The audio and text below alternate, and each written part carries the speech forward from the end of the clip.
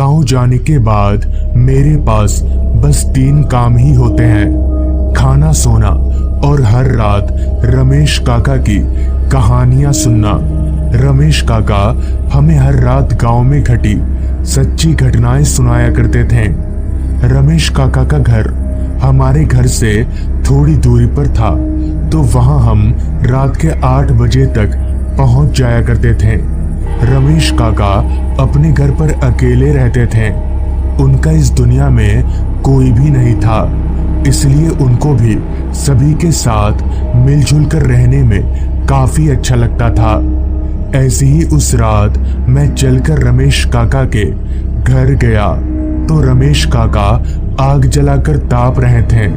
मुझे देखते ही काका ने कहा, अरे बंटू, कब आए तुम? इस पर मैंने काका से कहा, वो काका, आज ही सुबह आया हूँ, अभी 2-3 दिन रहूंगा। इस पर काका ने मुझे बैठने को कहा। मेरे बैठते ही वहां गांव के और 2-3 लड़के आ गए, जो रोज इसी वक्त काका से कहानी सुनने आया करते थे। ठंड काफी होने के कारण आग के पास बैठने में हमें काफी अच्छा लग रहा था कि तभी मैंने काका से कहा, काका, आज कुछ कहानी बताइए। जिस पर काका ने बताना शुरू किया। आज से 3-4 साल पहले जब मैं गांव के बाहर जमींदार साहब के बगान में रात को पहरेदारी का काम किया करता था, तो उस वक्त गांव में आए दिन भूत प्रेत, डायन और काला जादू की घटनाएं सुनने को मिलती रहती थी। मगर मैं उस समय इन सब बातों पर विश्वास नहीं करता था। लेकिन उस समय गांव वालों का मानना था कि रात होते ही हर रोज गांव में अजीब अजीब सी घटनाएं शुरू हो जाया करती हैं। धीरे धीरे गांव के काफी सारे लोग एकाएक रहस्यमयी तरीके से मरने लगे, मगर मरने वाले लोगों की लाश काफी दिनों के बाद मिलती थी। खैर, मेरी ड्यूटी रोजाना रात के 9 बजे से सुबह के 7 बजे तक की थी, जिस कारण मुझे रात के 8 बजे ही घर से निकलना पड़ता था। ऐसे ही एक रात 8 बजे मैं बगान जाने के लिए अपने घर से निकला, तो बाहर निकलते ही ठंडी ठंडी हवाओं ने मुझे ऊपर से लेकर नीचे तक हिलाकर रख दिया। मैंने जब अपनी निगाहें इधर उधर घुमाई तो रोजाना की तरह सारा गांव मुझे वीरान सा लग रहा था, क्योंकि उस समय जब मैं रात के 8 बजे ड्यूटी जाया करता था तो गांव के सभी लोग डर के मारे अपने घरों में दुबक कर बैठे रहते थे। खैर, मैं और अपना समय जाया ना करके साइकिल को आगे बढ़ाने लगा और बगान जाने वाले रास्ते पर आगे बढ़ने लगा। उस समय हमारे गांव में बिजली तो थी, मगर रास्तों पर लाइट की कोई व्यवस्था नहीं थी, जिस कारण मैं हर रोज टॉर्च का ही सहारा लिया करता था। तो मेरे टॉर्च जलाते ही मेरे टॉर्च की रोशनी को रास्ते पर फैले कोहरे ने चारों तरफ से घेर लिया। कोहरा इतना छाया हुआ था कि मेरी टॉर्च की रोशनी मुझे जितना भी दिख रहा था, सब कुछ धुंधला धुंधला सा दिख रहा था। कुछ देर साइकिल चलाने के बाद मैं गांव के बाहर वाले रास्ते पर पहुंचा, जहां चारों तरफ बस अंधेरा ही अंधेरा फैला हुआ था, वो भी इतना घना अंधेरा कि मेरी टॉर्च की रोशनी भी कम पड़ रही थी। खैर, किसी तरह मैं साइकिल चलाकर बगान पहुंचा तो वहां सामू मेरा ही इंतजार कर रहा था। सामू जो दिन के वक्त इस बगान में पहरेदारी करता है और उसकी ड्यूटी सुबह 7 बजे से रात के 9 बजे तक की होती है। तो मुझे देखते ही सामू ने कहा, अरे राजेश, आ गए तुम? जिस पर मैंने अपना सिर हाँ में हिलाया तो मेरे आते ही सामू अपना साइकिल उठाया और अपने घर की तरफ चलता बना। अब उस पूरे बगान में मैं अकेला ही था, तो मैं सामू के जलाए गए आग के पास बैठकर बगान में इधर उधर अपनी नजरें दौड़ाने लगा। पूरा बगान अंधेरे और घने कोहरे में डूबा हुआ था। चारों तरफ बस सन्नाटा ही सन्नाटा था। बस बीच बीच में मुझे रात कीड़ों की आवाजें सुनाई पड़ रही थी। कुछ घंटे तो सब ठीक था, जिसके बाद बगान में मुझसे कुछ ही दूरी पर मुझे कुछ हलचल महसूस हुई। एक दो बार तो मैंने उस हलचल को नजरअंदाज किया, मगर जब फिर भी वो हलचल नहीं रुकी तो मैं टॉर्च लेकर अपनी जगह से उठा और उस हलचल की तरफ आगे बढ़ने लगा। मुझे समझ नहीं आ रहा था कि इतनी रात गए बगान में कौन होगा। खैर मैं डरता तो था नहीं, तो मैं चलकर उस जगह पर पहुंचा। तो वहां पहुंचते ही मैंने देखा कि दो भैंसें आपस में लड़ रहे हैं। लेकिन इतनी रात गए ये दोनों भैंसें बगान में आए तो आए कैसे? और तो और ये भैंसें किसके हैं? मगर जिसके भी हों, मुझे तो इन्हें बगान से भगाना ही होगा। ये सोचकर मैं उन भैंसों को भगाने लगा, लेकिन मेरे लाख कोशिशों के बावजूद भी वो दोनों भैंसें वहां से नहीं भागे। तो मैंने अपने कोशिश में थोड़ा और जोर दिया, तो मेरे जोर देते ही उन दोनों भैंसों का चेहरा एकदम से बदलने लगा और देखते ही देखते उन दोनों भैंसों की शक्ल राक्षस में तब्दील हो गई। ये दृश्य देखकर मेरे पैरों तले की जमीन निकल गई और मेरा सर घूमने लगा और मैं समझ गया कि जरूर दाल में कुछ काला है और ये भैंस नहीं बल्कि राक्षस हैं। अभी मैं उन्हें देखकर कांप ही रहा था कि तभी उन दोनों राक्षसों ने अपना पूरा रूप ले लिया। उनका चेहरा पूरी तरह सफेद था और उनकी आंखें बाहर लटक रही थीं। इतना सब देखने के बाद मेरी और हिम्मत नहीं हुई कि मैं वहां रुक सकूं, जिस वजह से मैं जैसे तैसे वहां से भागने की कोशिश करने लगा। मगर जैसे ही मैंने वहां से भागने की कोशिश की कि तभी एक राक्षस मेरे सामने आकर खड़ा हो गया और उसने एकदम से मेरा गला पकड़ लिया। मैं उसके हाथ से अपने गले को छुड़ाने की काफी कोशिश कर रहा था, लेकिन उस राक्षस ने मेरा गला इतनी जोर से पकड़ा था कि मैं अपने सिर को हिला तक नहीं पा रहा था। देखते ही देखते मेरी आंखों के सामने सब कुछ काला पड़ने लगा। तो मैं समझ गया कि अब मैं नहीं बचूंगा और ये राक्षस मुझे मारकर खा जाएंगे कि तभी मैंने अपने हाथ में बंधी ताबीज को उस राक्षस पर सटाया। तो मेरे ताबीज सटाते ही उस राक्षस ने मेरा गला एकदम से छोड़ दिया और इसी का फायदा उठाकर मैंने वहां से दौड़ लगा दी और अपने पैरों को जमींदार साहब के घर पर ही रोका। तो इस तरह से उस रात मेरी जान बच गई। रमेश काका की बात खत्म होते ही मैंने जब अपनी निगाहें घड़ी की तरफ घुमाई तो वक्त हो रहा था रात के 10 बजे का। काफी रात हो जाने के कारण मैं रमेश काका को आता हूं बोलकर घर की तरफ आगे बढ़ने लगा। तो पूरा रास्ता सुनसान और सन्नाटे में डूबा हुआ था। रास्ते पर चलते हुए मेरे दिमाग में बस बार बार रमेश काका के बताए गए बातें ही दौड़ रही थी कि तभी मुझे हल्का होने की जरूरत महसूस हुई। तो मैं रास्ते के किनारे झाड़ियों की तरफ हल्का होने चला गया।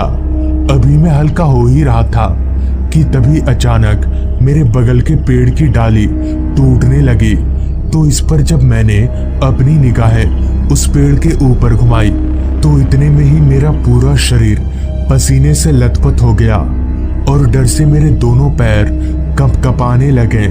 दरअसल उस पेड़ पर एक भयानक सा दिखने वाला आदमी बैठा हुआ था, जिसके इतने लंबे पैर थे कि वो जमीन को स्पर्श कर रहे थे। ये देखकर मैं समझ गया कि ये कोई इंसान नहीं बल्कि भूत है, जिस कारण मैं वहां ना रुककर भागता हुआ घर चला आया।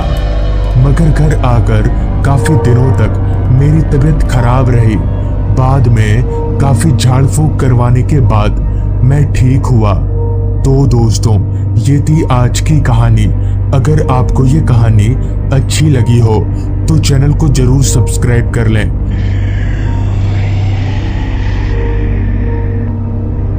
मौसी के घर आए हुए आज हम दोनों भाइयों को करीब 4 दिन बीत चुके हैं। गर्मियों की छुट्टियां अभी भी बहुत बाकी है। हम तो ये पहले से ही तय करके आए थे कि 10-12 दिन आराम से मौसी के घर में रहेंगे, पर हमारी इस सोच पर पानी तब फिर गया जब एक दिन अचानक मौसी के घर पर हमारे घर से चिट्ठी आई। चिट्ठी पढ़कर हम काफी परेशान हो गए, क्योंकि उस चिट्ठी में लिखा था कि घर पर दादाजी की तबीयत अचानक से बिगड़ गई है। साथ ही उन्होंने ये भी लिखा था कि हमें लाने के लिए वो हमारे पास एक ठेला गाड़ी वाले को भेजने वाले हैं, जो कि दोपहर तक यहाँ यानी मौसी के घर पर पहुंच जाएगा। खबर सुनकर हम दोनों भाई काफी परेशान हो गए, और क्योंकि बात काफी गंभीर थी इसलिए मौसी जी ने भी हमें नहीं रोका। जिसके बाद हम दोनों भाई फटाफट अपना सामान समेटने लगे और दोपहर का खाना खाकर उस ठेले वाले के साथ अपने गांव की ओर निकल पड़े। ठेले वाला हमारे गांव का ही था। उसका नाम बिरजू था। हम लोग उसे बिरजू काका कहकर बुलाते थे। खैर, चूंकि मौसी के यहाँ से हमारा गांव काफी दूर था, तो हो सकता है वहां पहुंचते पहुंचते हमें रात भी हो जाए। और क्योंकि उस जमाने में ऑटो रिक्शा या कोई दूसरा साधन नहीं हुआ करता था, तो कहीं ना कहीं दूर जाने के लिए इसी तरह से जाना पड़ता था। ठेला गाड़ी में बैठे बैठे दोपहर शाम में तब्दील हो चली थी, पर अभी भी हम हमारे गांव के आसपास भी नहीं थे। बिरजू काका भी अब ठेला चलाते चलाते काफी थक चुके थे। ऊपर से इतनी तेज गर्मी, मुझे बिरजू काका पर दया आ गई, जिस वजह से मैंने उन्हें कुछ देर ठेला रोककर आराम कर लेने के लिए कहा। लिहाजा उन्होंने ठेला गाड़ी को एक बड़े से पेड़ के पास रोका और आराम करने लगे। तब तक फिजा में अंधकार पसर चुका था। उन दिनों किसी भी तरह की बिजली की सुविधा भी नहीं हुआ करती थी।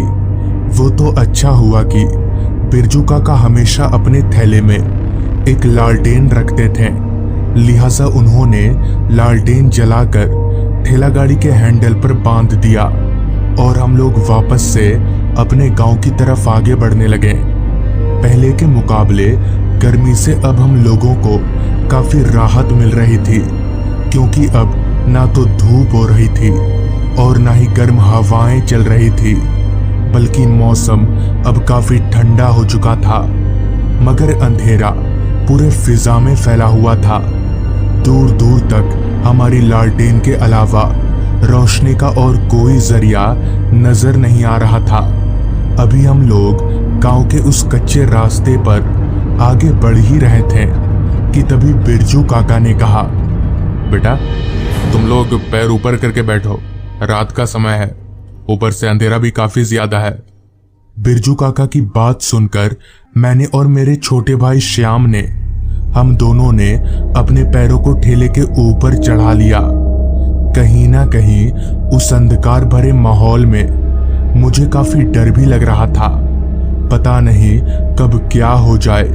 इस प्रकार के हजारों ख्याल एक ही बार में दिमाग में घूमे जा रहे थे, पर चूंकि हमारे साथ बिरजू काका थे, तो कहीं ना कहीं हमारी हिम्मत बंधी हुई थी। मेरा छोटा भाई श्याम बैठे बैठे ही झपकियां ले रहा था, मगर मुझे जरा भी नींद नहीं आ रही थी। मैं चुपचाप ठेले पर बस बैठा रहा और इधर उधर देखे जा रहा था। अभी हम लोग आगे बढ़ ही रहे थे कि तभी बिरजू काका ने हम दोनों से कहा, देखो, अब हम लोग जिस रास्ते पर जाने वाले हैं वो रास्ता उतना सही नहीं है। अगर पीछे से कोई आवाज दे या फिर किसी भी तरह की कोई आवाज आए तो तुम लोग गलती से भी पीछे मत देखना, समझ गए? इस पर मैंने बिरजू काका से कहा, पर काका ऐसा क्यों, पीछे क्या है?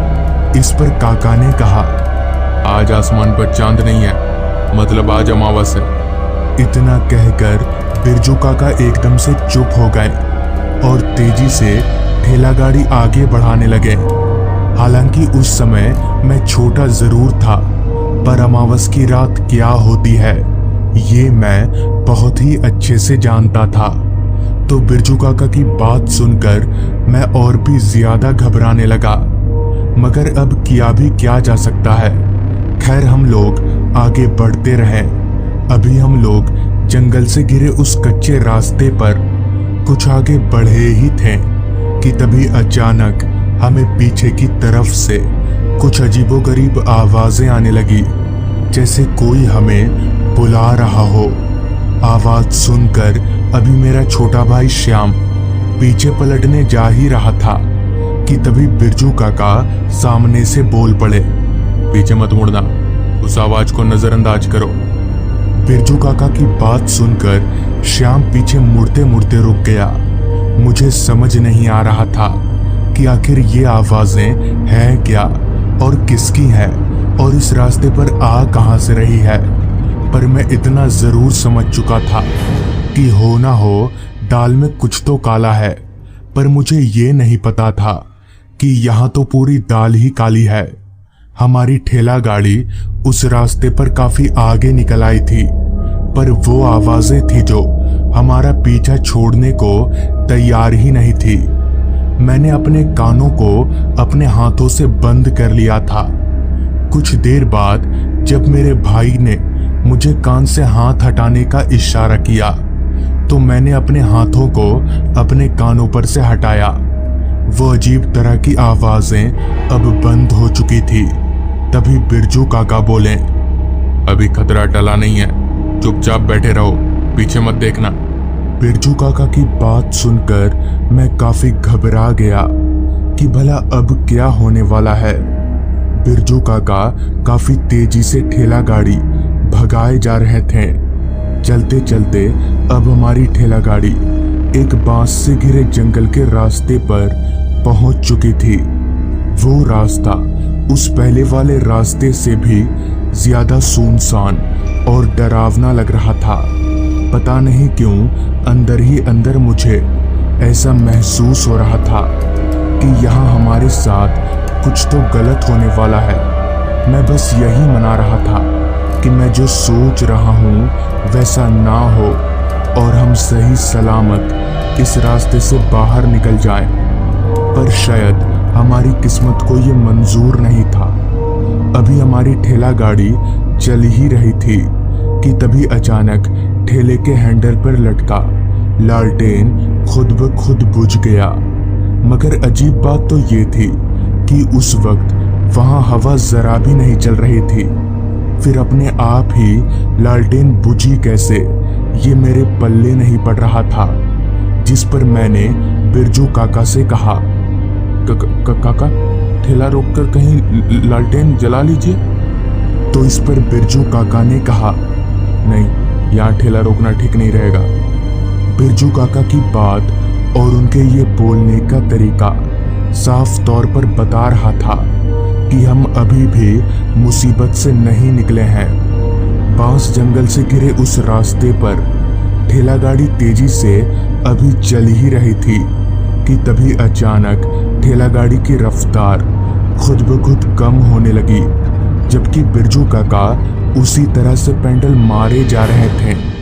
ऐसा लग रहा था जैसे किसी ने पीछे से ठेला गाड़ी को पकड़कर रखा हो। और क्योंकि मैं और मेरा छोटा भाई हम दोनों आगे देख रहे थे तो हमें साफ तौर पर पता नहीं चल पा रहा था। धीरे धीरे ठेला गाड़ी पूरी तरह से रुक गई और तभी पीछे से एक आवाज आई, ऐसे बचकर नहीं जा सकते तुम लोग। आवाज सुनकर मैं अभी पीछे पलटने जा ही रहा था कि तभी बिरजू काका अचानक जोर जोर से गायत्री मंत्र पढ़ने लगे और उनके ऐसा करते ही हमारी ठेला गाड़ी आगे बढ़ने लगी। धीरे धीरे ठेला गाड़ी की रफ्तार बढ़ती चली गई और हम लोग सीधे अपने घर जाकर ही रुके। बाद में बिरजू काका ने बताया कि वो रास्ता बहुत सालों से ऐसा है, लोगों का कहना है कि उस रास्ते पर जिन्नों का वास है। उस दिन तो हमें अपनी मजबूरी के चलते उस रास्ते पर जाना पड़ा, मगर उस दिन के बाद से हम लोग कभी भी उस रास्ते पर नहीं गए। तो दोस्तों, ये थी आज की कहानी। अगर आपको ये कहानी पसंद आई हो तो चैनल को ज़रूर सब्सक्राइब कर लें